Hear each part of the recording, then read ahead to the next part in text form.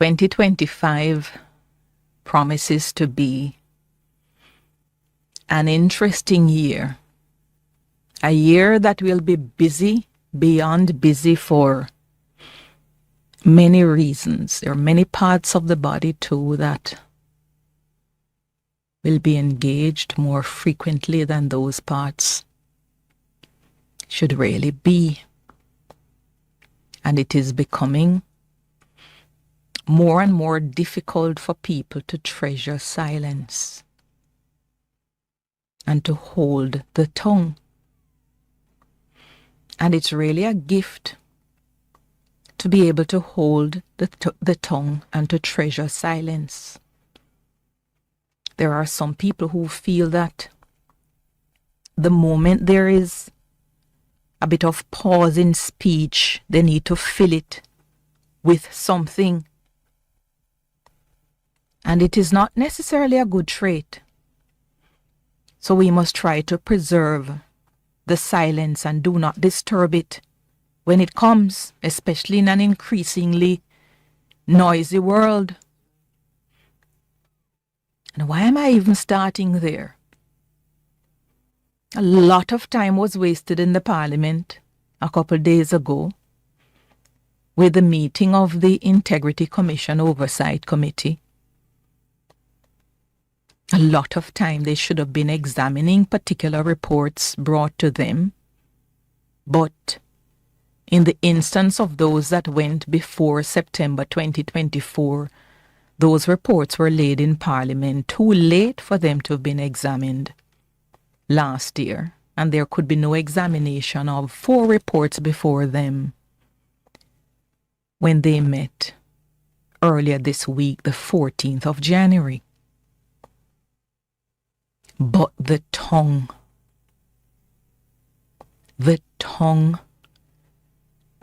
is just, I think, James calls it a little member. How great a matter a little fire kindleth. The tongue is a fire. It's a den of iniquity. And you have to be able to hold your tongue when silence demands it. And I say this because I really couldn't figure out what Delroy Chuck was saying in that committee meeting. If you missed it, here's Delroy Chuck, member of the Integrity Committee Oversight Committee. Have complained to me about and want the Integrity Commission to respond to. Why is the Integrity Commission asking members to indicate the salaries of their spouse? I mean, or sometimes of their children. And you see, I don't know if this is something that is appropriate, Chairman, because I have advised the relevant member, let them know your spouse is not prepared to divulge their salary to her or him, and therefore he or she cannot so report it. And these are things that, Chairman, when we get back to the legislation, we have to make it very clear what limits can be put in terms of investigation. Yes. So that's Delroy Chuck, member of the Integrity Committee Oversight body, Integrity Commission Oversight Committee. And I listened to it and I thought, just why can't Mr. Chuck honor the silence of the moment sometimes? It's clear that they couldn't go through the reports as they convened to doing. But it really didn't mean you have to fill the space. But I say this, and I've seen the missive from the Integrity Commission. This is going to be a year for calm. It's going to be a year for level heads to try and control potentially explosive situations. And I say this as much as I caution Minister Chuck and remind him of the little fire that the tongue is, and that it can be a den of iniquity, and you need to hold it and don't fill the space for the sake of filling. But having said that, let me tell you something. This law, the Integrity Commission Act, it is badly drafted. A dreadful piece of law. And why do I say that? It is the case that in Section 39, as the Integrity Commission in its missive told the people of the country, that subject to the provisions of this Act, every person who on or after the appointed day is a parliamentarian or a public official shall submit to the Director of Information and Complaints a statutory declaration of his assets and liabilities in the form of the third schedule.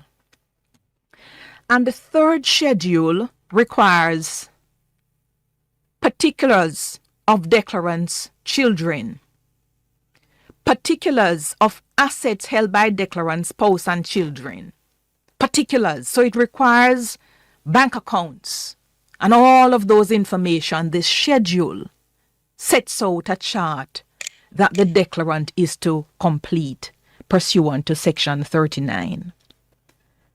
But when you look down at Section 40, it says a statutory declaration shall include such particulars as are known to the declarant of the income, assets and liabilities of the spouse and children. So I kind of see, without justifying, why Delroy Chuck said he suggested to somebody that they are to say to the Integrity Commission, I do not know my spouse's salary. Because this law says you shall include particulars as are known. So what stops you from saying you don't know? So you have two sections. One is requiring full and complete disclosure of particulars, and the other one lightens the ask and is saying to you as are known. And as you go through this law, it is statutorily anachronistic. A lot of it can't make sense because two sections don't seem to hang together well. And if you don't believe my view of it, if you have a look at the deliberations in this particular committee over the years and last year in particular, you will see where different people have completely different and permissible interpretations of different sections, because the wording of the law is not clear as it should be, so that it doesn't allow so many permissible and logical interpretations. And that is the example of a badly drafted law. Yeah? But the message from that session yesterday, man, let us talk less. The other big item, a lot of things happening. I'll pace myself as I gear up for the general election, which is perhaps due by the latest December of 2025, when you put the allowable constitutional limits on the time, perhaps about December 15, 2025. But I'm sure it's not going to go down there. And as I gear up to watch the lead up to the calling of the elections and the 63 constituencies that are in play, clearly some more than others, I begin my musings this morning on a seat that is a PNP seat, and which the opposition People's National Party has to retake, that seat being formally a safe seat for the People's National Party, Central Kingston. One as a rare win